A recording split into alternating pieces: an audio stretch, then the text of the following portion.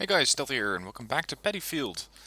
This is once again Paddyfield, like I did last week, except that, unlike last week, we're not going to have a tank blitz through Foxtrot and Golf. No, we're going to be watching Vici over here. And Vici is going to do a slightly unusual tactic. Now, this is only possible thanks to the fact that this is a 10v10 tactical, which means that the amount of forces and the amount of points that you have are limited. And as such, the map is not going to be entirely flooded with players. But still, for the amount of available battle space, there are quite a few units operating in those spaces. Anyway, Vici's tactic, as he so eloquently puts it, is to be going up this river with amphibious units and surprise their flank. Now, I had a look at this river and I thought, well, it doesn't look that interesting. I mean, roads, especially if you have wheeled vehicles, and those are usually the ones that are also amphibious, those are generally faster. Roads do 150. If it's not classed as a road in game, you can still usually get 80 to 100 kph out of a vehicle. But amphibious, you don't get that much. Now, fortunately, the river is slightly lower than the surrounding territory. You remember that Highway to Seoul map? Yeah, this is something similar, except that this is a waterway.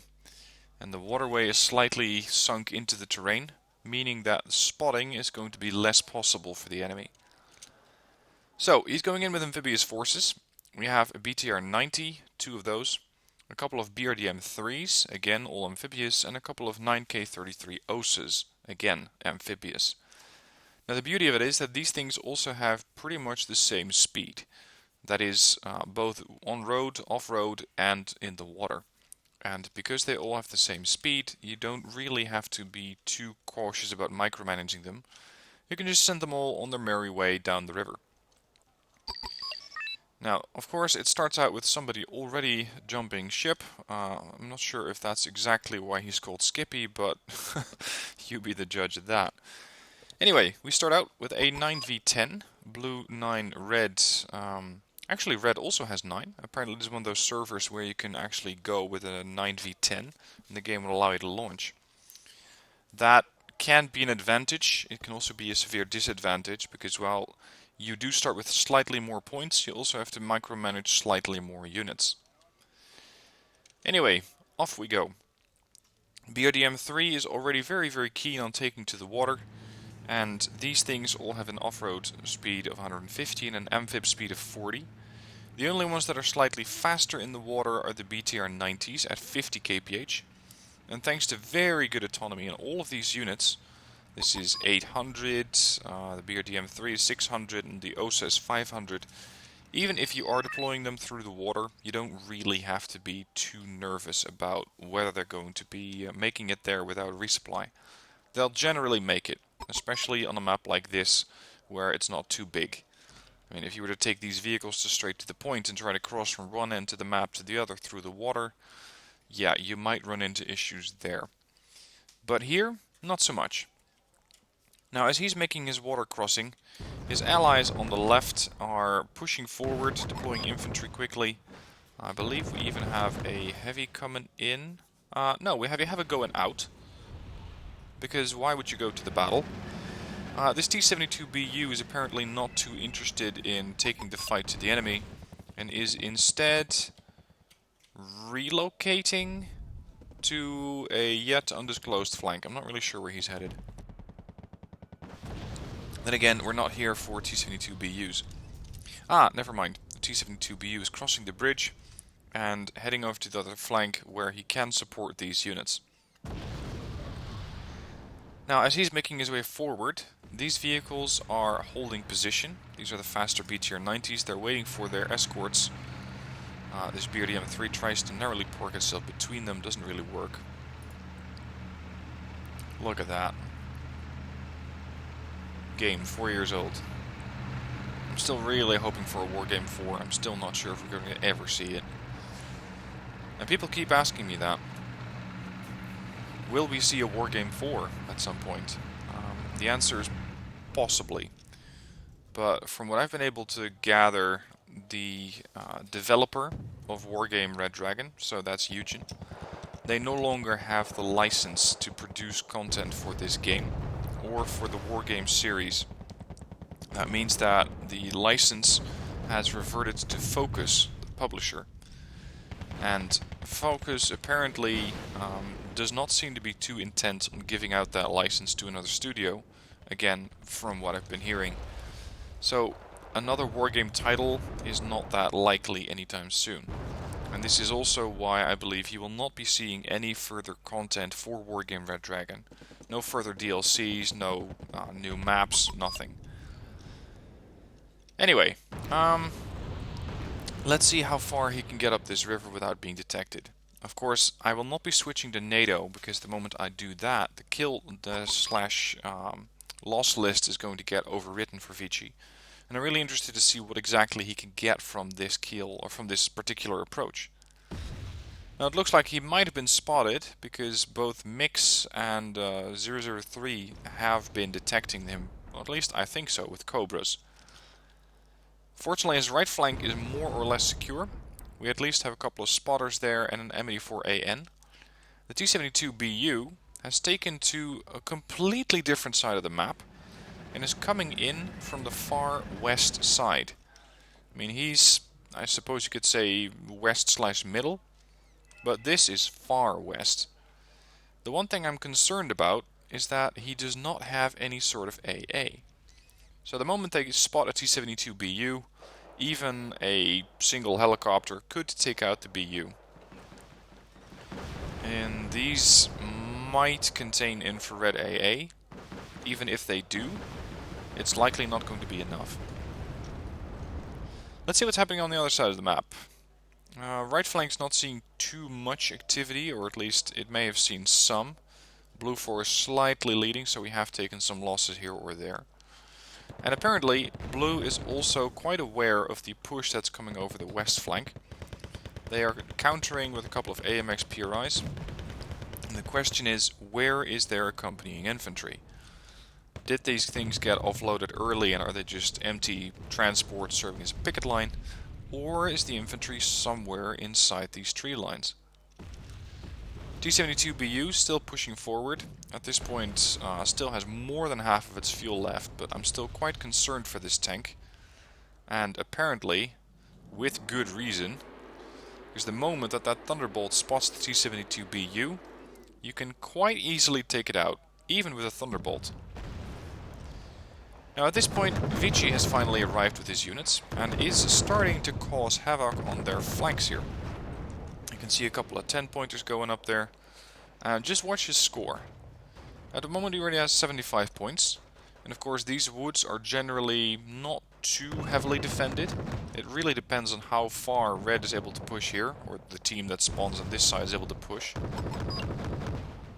Time to offload the BTR-90s, at least temporarily. These guys all very Spetsnaz GRU teams. Or Spetsnaz GRU. The one video I do it correctly, the next I don't know. Spetsnaz GRU. The Spetsnaz, quite capable of taking out tanks, vehicles and infantry alike, are happily backed up by the BTR-90, but we already lost one over here.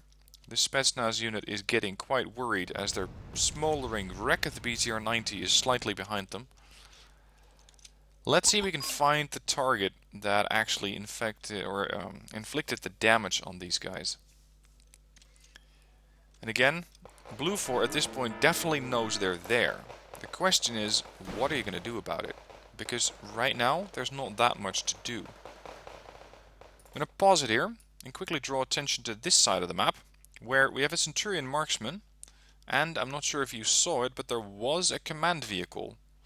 I'm not exactly sure what type, but considering that these guys just went elite, there's a fair chance that they were able to take out a command vehicle. I'm just not exactly sure if they got it or if the command vehicle retreated in here. Anyway, time for the Ostas to provide a little bit of defense against enemy aircraft. Unfortunately, T-72BU already took a fair beating. He's down to 2 hit points. This means that he's effectively out of the fight, and especially as Vici is pushing through these tree lines here, there's no way that the T-72 is going to be providing adequate support here. Let alone cross this bridge, because it's wide open, and it's just large advertisement saying shoot my tank. In the meanwhile, he has pushed through. Some of these vehicles have taken some damage, and that's when we come up against a Command Leopard 1. Spetsnaz Gru taking no prisoners, take out their RPG-26, blow up a command tank, and score themselves 145 points, which for a 30-point infantry unit is a very, very nice performance. Unfortunately, this is when one of the OSAs takes a lot of machine gun fire, and that's not the worst of it. We have a 163 coming in. That's going to be more firepower than that thing can hold off. And of course, there goes the OSA, succumbing to too much fire. Unfortunately, the other OSA is almost out of fuel, and while these guys were narrowly able to take down that Cobra that was harassing them, the question is, will they live long enough to take down the command vehicle? There we go, there's one command vehicle down. But of course, you start out with pretty much 3, maybe 4 zones, depending on how you look at it. You know, we took out one command vehicle here, a second one there. There might be a third and a fourth one there. So we're still missing 5 to 6 command vehicles, depending on how many the other players were able to kill. And there's the long-range artillery coming in on the last known position of the command vehicle. Of course, these guys already took it out. At this point, Vici has almost nothing left. But in the time that he was... There goes another toe. In the time that he was alive with all of these units, he was able to score 675 points. That's a very, very nice performance for an approach that I consider to be quite open.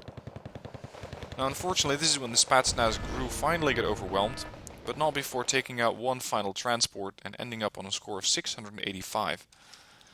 And ending up is not something you should take too literally, because the game is only halfway through. Vici still has more time to deal more damage.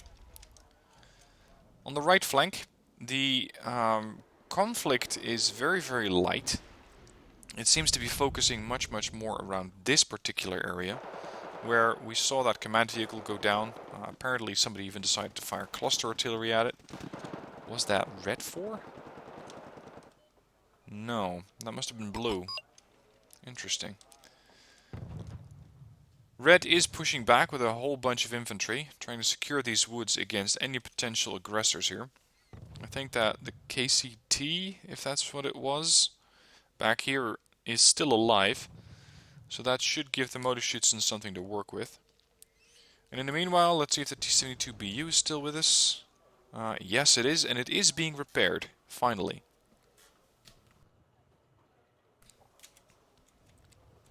Now, let's see over here.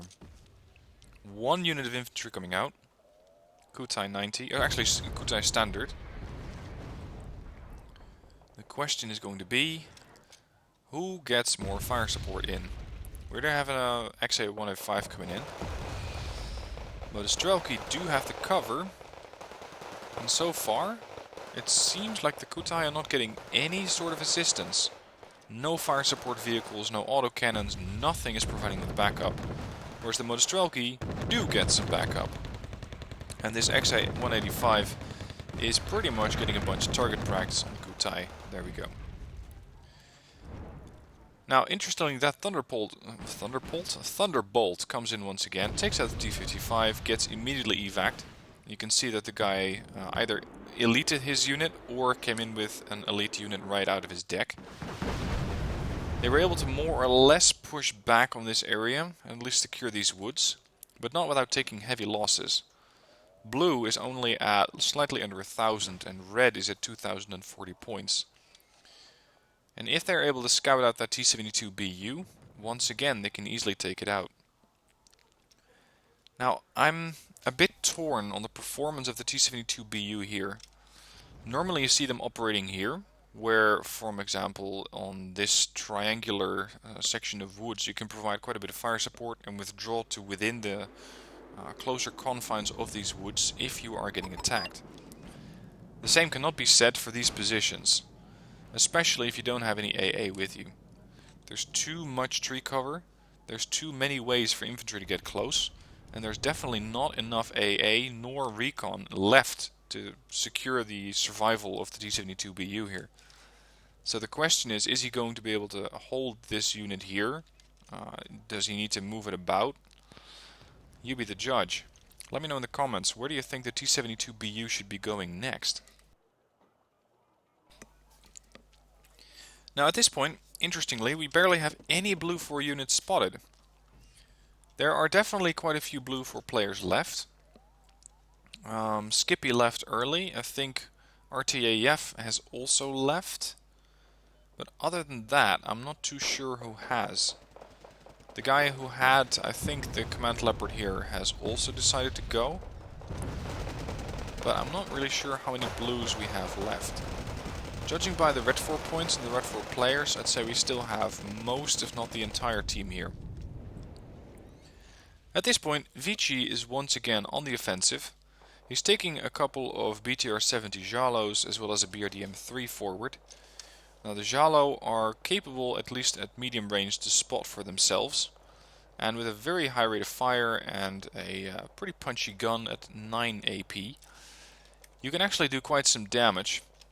Their big weakness over here is infantry.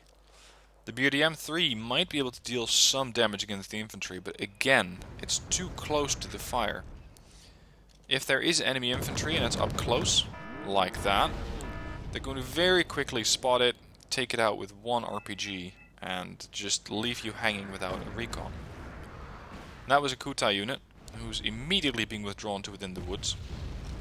Further shelling is being supported here. And the question is now going to be, how far can we probe with a bunch of Jalos? The answer, not too far. Not when you come up against a couple of light riflemen. And sure, they're able to take them out, but only barely. Actually, they're not dead yet, come to think of it. I thought that last shot took them out. There we go, now they're gone. We have one heavily damaged Jalo, and the other one's alright. But you only need one unit of standard riflemen or motostrelki, and you take out the Jalos easily. And there we are. There's one. Kutai comes in, and there's the next. I'm not exactly sure why he was bringing in the Jalos with the BTR. At least not through these woods. I don't think it was a good option here. I think the better option would have been to just steer clear of the woods and either use the river or go across the bridges and come up against their flank. I mean, he was flanking the entire time through these woods, so he might as well continue with that pattern and try to get into this zone sneakily. In the meanwhile, Red 4 is pushing forward on the right flank. Blue 4 apparently did not have that much in the sense of defensive infantry here, and as they are pushing forward with Motorschützen and fire support units, there is nothing really that is giving them much trouble. I think Blue just doesn't have that many fire support vehicles, not any medium or even light tanks that could give them trouble. So they're happily pushing forward, and as Vici has lost his units, he is going to eventually bring in a couple of new ones, but at this point the battle is pretty much done. Anna is neutralized, Cheriton is still in enemy hands, but it doesn't provide you with that many points. Gregory is a nice 3-pointer that's going to provide Red 4 with quite a decent income. Of course, yes, it's still tactical, it's not going to go particularly quickly, but it does work. BVP M80A comes forward. These things also... no, actually they don't. They come with poor optics, which is not stellar, but especially in the fire support role, they can definitely be very, very handy if they have a spotter. And their spotters are just slightly behind at the moment. Once again, Key Joiner comes in with the Thunderbolt, but doesn't really have anything to shoot at. He does, however, give the MiG-23 something to shoot at, which damages the Thunderbolt and then gets nailed by a Block 1. This is, by the way, a pretty cheap fighter. It's a 90-point Dutch fighter. Only comes with a couple of, I think, short-range aim-9s. Not really designed for longer range fighting. ECM only 20%. Turn radius is very, very good. But it's not something that you'd throw against something along the lines of an Su-27PU. However, it does not get to live very long after getting 1, potentially 2 kills, and the F-18C was able to take it out. Dodges a couple missiles and steers itself into safety. We still have some units over here in these tree lines, a couple of grenadiers. I'm not really sure what these guys are hoping to achieve here, potentially holding down this flank. But again, you can easily bypass it. And it seems that the T-72BU might finally be getting useful over here. It might finally get to do some damage. And at this point, it's pretty much done. So let's speed it up, round up this game, and see what that push through these woods, and particularly over the river, has brought Vici in the sense of score. He has scored 725 points. To be fair, he also took a bunch of losses, as he lost his entire starting force through these woods. But not without merit. He did quite a lot of damage to the units that were pushing through, and especially the kill on that Command Leopard 1 I thought was very interesting. Now at this point he is not going to go through the woods once again. He's going to go right around, take safety, and this is where he can pretty much do target practice on whatever presents itself as a target here. So the BRDM is pushing forward with another BRDM, T-55 from Tiku. And it seems that eventually the T-72BU has been killed after all. I think that might have been courtesy of the Thunderbolt, but no matter, as we're about to find their last command vehicle. Kill it, and there we go. Command infantry is dead, or damn near dead, and the two command vehicles get nailed at exactly the same time. So, Vici. 1150 points, 410 points in losses. I think it's an interesting tactic. I'm not sure if it's going to work every time, especially now that I put a video out on it. People might be a little bit more cautious on that flank and park a few more spotters there, but you never know. Let me know how it goes for you if you try something like this. As for his kill list, look at what these BRDMs and the BTR-90 were able to achieve. This was, I believe, the lead vehicle, the BRDM-3, that came up first and spotted most of the targets. Flak Panzer, command vehicle, Cobra even. I mean, a Humvee's not that interesting, but these things are, I believe, 30 points. A Flak Panzer Gepard A2 is at least 60. A Cobra E1 or 1Es is another 60, so he already got far more points than he paid for.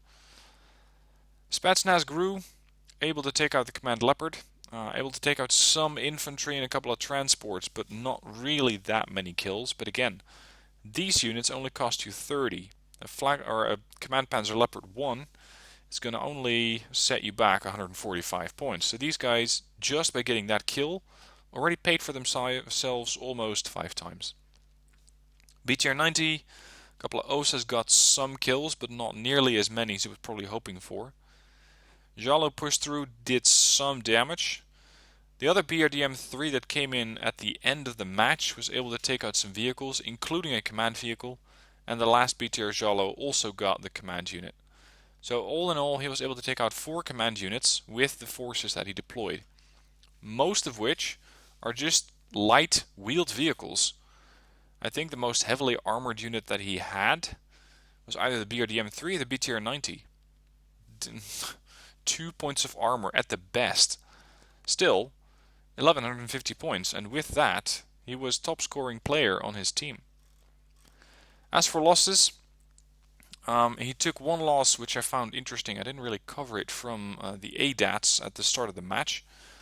This guy was able to fire one missile before, I believe, a BTR-90 or the Spetsnaz were able to take it out. Actually, we can just check that.